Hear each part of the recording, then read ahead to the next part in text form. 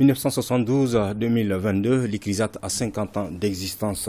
Occasion pour les responsables de l'Institut spécialisé dans la recherche agronomique de faire le bilan des 5 décennies et de faire le point de la situation des recherches pour mieux faire face aux défis. Bouakar Bablé Touré. Un demi-siècle de vie d'un institut mérite d'être célébré. C'est bien ce qui explique cette célébration des 50 ans de l'ICRISAT, un institut international créé en 1972.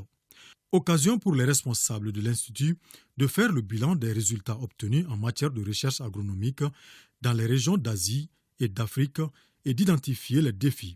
L'ICRISAT a commencé un intense travail de modernisation de ses infrastructures de recherche, une gestion optimale et une efficience de l'utilisation des ressources, de l'environnement, une utilisation accrue de numérique couplée à la machinerie agricole, des principales opérations de recherche, incluant les opérations sur le terrain, le post-récolte, le traitement et le conditionnement des semences, l'inventaire, l'échantillonnage et la distribution des semences.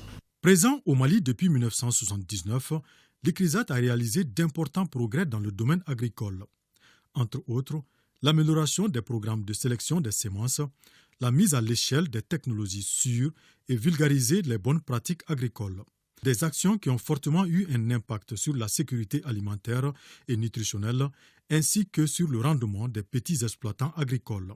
J'ai noté avec beaucoup de satisfaction et d'espoir les brillants changements opérés pour créer les variétés améliorées de mil, de sorgho, d'arachide et d'autres espèces végétales.